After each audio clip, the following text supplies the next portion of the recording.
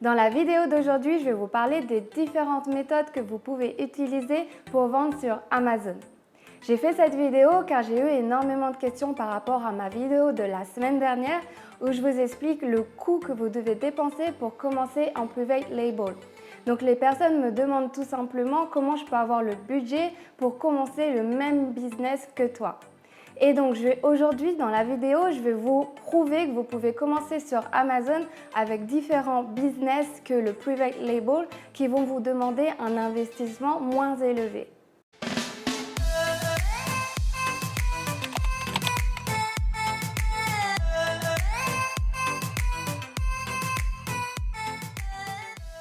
Avant de commencer la vidéo, n'hésitez pas à liker si vous aimez, à partager avec votre famille ou vos amis si vous pensez que ça peut les intéresser, à activer la petite cloche pour recevoir les notifications à chaque fois que je sors une nouvelle vidéo chaque semaine, à me laisser une question en commentaire, je ferai mon possible pour vous répondre. La première méthode pour vendre sur Amazon, c'est le retail arbitrage et le online arbitrage. Le retail arbitrage, c'est lorsque vous achetez un produit en réduction en magasin et que vous le revendez au prix normal sur Amazon.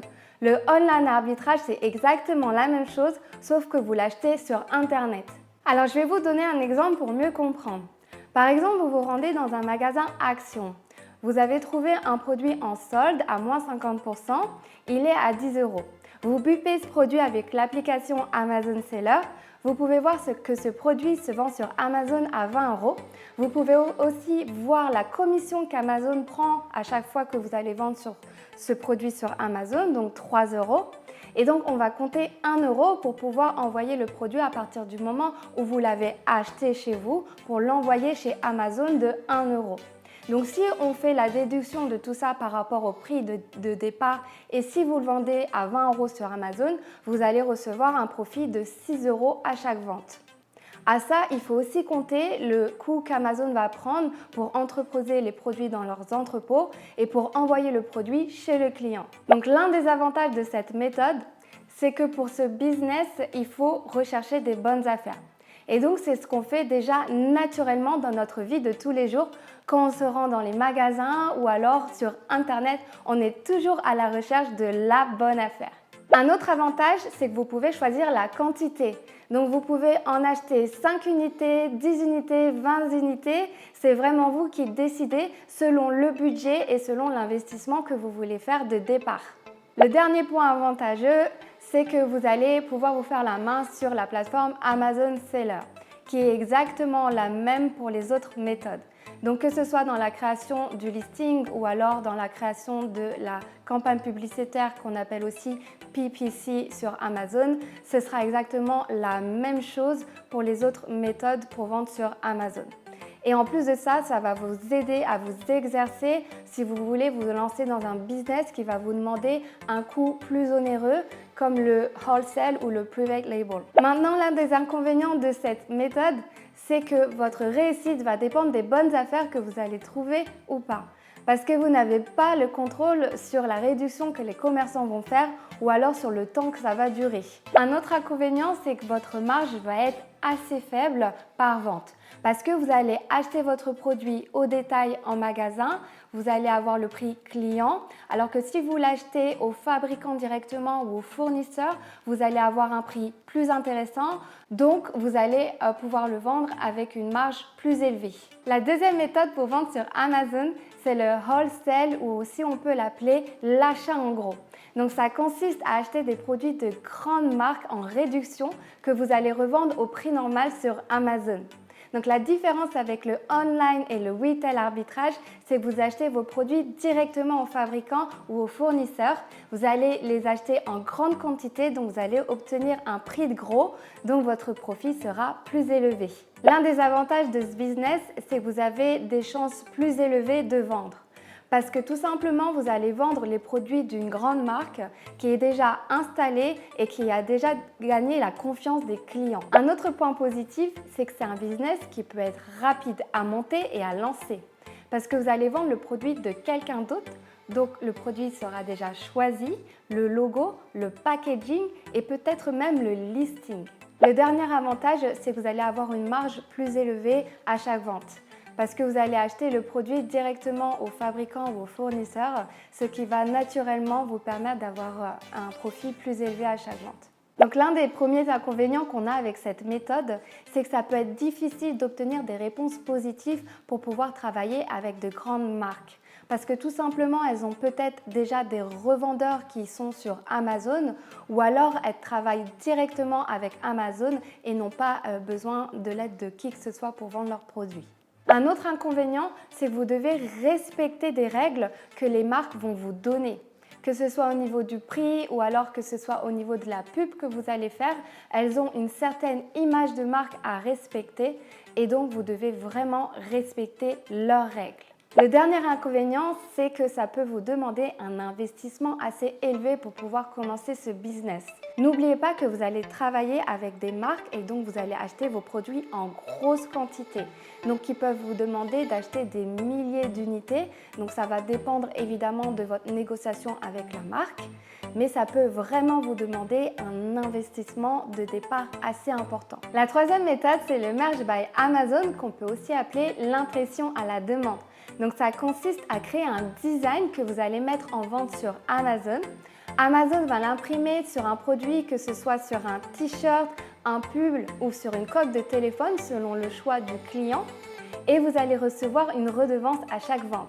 Le premier avantage de cette méthode, c'est comme son nom l'indique, c'est de l'impression à la demande. Donc vous n'avez pas besoin d'acheter du stock, par conséquent, vous n'avez pas besoin de stocker de la marchandise chez vous. C'est qu'à partir du moment où un client va faire une commande que Amazon va faire une impression sur le produit choisi. L'un des inconvénients de cette méthode, c'est que la redevance va être assez faible. Donc par exemple, si vous vendez un t-shirt à 18,99 €, vous allez recevoir une redevance de 1,84 € à chaque vente. Donc si, imaginons, pour un revenu supplémentaire de plus de 1 000 €, vous devez vendre plus de 543 t-shirts dans le mois pour pouvoir atteindre cet objectif, en sachant qu'il faut compter les taxes et les éventuels coûts de pub que vous allez faire. Un autre inconvénient de cette méthode, c'est que vu que c'est une méthode qui est assez simple à lancer, vous allez avoir pas mal de concurrence. Donc vous allez devoir être créatif dans vos designs pour pouvoir vous différencier de la concurrence. La quatrième méthode pour vendre sur Amazon, c'est le Kindle Direct Publishing qu'on peut aussi appeler l'auto-édition sur Amazon. Et donc ça consiste à créer un e-book que vous allez mettre en vente sur Amazon et vous allez recevoir une redevance à chaque vente. Le premier avantage, c'est que votre redevance peut être entre 30% et 70% du prix du livre. Un autre point positif, c'est comme le Merch by Amazon, vous n'avez pas besoin d'acheter du stock parce que c'est un livre numérique, donc le e-book, ou alors c'est un livre en papier qui va être fabriqué seulement à partir du moment que le client fait une commande. Le seul inconvénient de ce business, c'est que pour recevoir la redevance de 70%, vous allez devoir vendre votre livre entre 2,69 € et 9,99 €. Si vous voulez le vendre au-dessus de 9,99 €, vous allez recevoir une redevance de 30% seulement. Donc juste une petite parenthèse avant de passer à la dernière méthode. Vous n'avez pas besoin d'être un dessinateur ou alors d'être un écrivain pour pouvoir réussir dans le Merch by Amazon ou le Kindle Direct Publishing. Vous pouvez tout à fait prendre les services d'un professionnel, que ce soit pour avoir un design ou alors avoir un e-book. La cinquième et dernière méthode pour vendre sur Amazon, c'est le Private Label qu'on peut aussi appeler la création de marque. Donc ça consiste à créer votre marque et à vendre vos produits sur Amazon.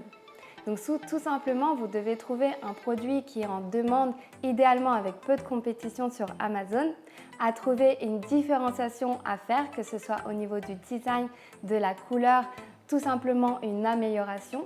Vous devez trouver un fabricant pour avoir un produit de qualité et vous devez envoyer vos produits chez Amazon et Amazon va s'occuper du reste, c'est-à-dire il va l'envoyer chez les clients, il va s'occuper du service client pour vous. Un des avantages de vendre avec cette méthode, c'est que vous allez vendre les produits de votre marque sur Amazon, qui est le troisième moteur de recherche le plus utilisé dans le monde après Google et YouTube, mais aussi le premier site e-commerce dans le monde.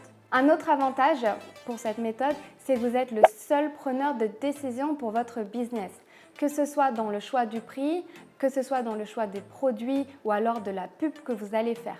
Un dernier avantage, celui pourquoi je me suis lancée sur ce business, c'est la possibilité de revendre votre marque dans le futur. Donc en fait, ça va dépendre de plusieurs facteurs. Donc par exemple, ça va dépendre de l'optimisation de votre listing, ça va dépendre du profit que vous faites par an ou alors ça va dépendre si vous vendez dans d'autres vecteurs qu'Amazon, donc en dehors d'Amazon. Donc les deux inconvénients que je vois dans ce business, c'est premièrement un investissement plus élevé que les autres parce que selon moi, c'est 5 000 € minimum. Je vous invite à aller regarder ma vidéo juste ici où je vous explique les dépenses obligatoires et les dépenses optionnelles que vous devez faire pour commencer ce business et ça vous demande bien évidemment plus de temps pour vous lancer dans ce business parce que vous avez la création de marque. Vous devez créer votre logo, vous devez réfléchir à un packaging, choisir votre produit, mais au final, vous allez pouvoir vendre votre produit à un prix plus cher parce que vous avez le contrôle sur les prix. Donc, vous allez avoir une marge de profit plus élevée. Et voilà, ce sera tout pour les différentes méthodes que vous pouvez utiliser pour vendre sur Amazon. J'espère que cette vidéo vous aura plu, j'espère que vous y voyez plus clair sur ce qu'est Amazon FBA et peut-être que vous avez choisi la méthode que vous voulez utiliser pour vendre sur Amazon. Si vous avez aimé cette vidéo, n'hésitez pas à me laisser un like, ça fait toujours plaisir, à la partager, à cliquer sur la notification pour recevoir les nouvelles vidéos. À chaque fois, je sors une nouvelle vidéo chaque semaine. N'hésitez pas à me laisser une question en commentaire, je ferai mon possible pour vous répondre. Sur ce, je vous dis à la semaine prochaine, à bientôt.